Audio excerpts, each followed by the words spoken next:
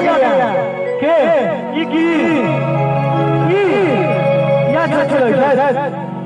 चलो ये कह दीजिए है ये छोटी जगह अब मछली जगह कहिए हो कुमारिए आई तेरे लगन में भैया आई तेरे लगन में ये बड़ी भौजी पहिया करम हो गया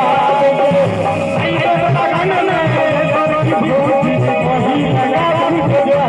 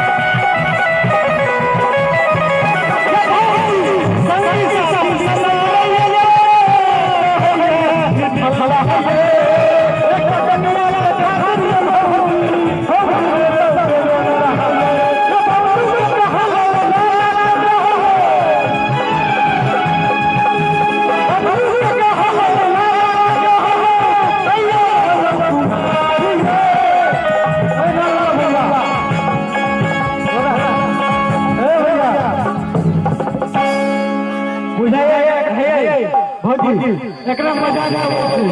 एकरा करी देखा दियो आई तेरे लगन में आई तेरे लगन में आई तेरे लगन में आई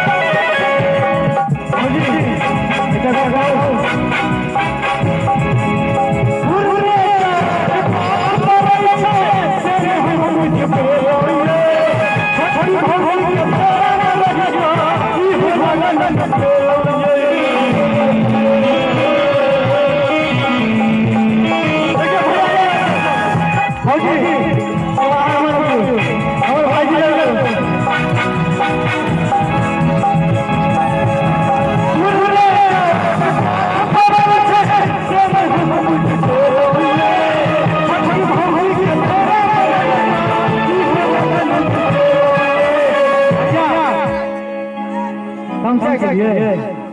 किसी आ गया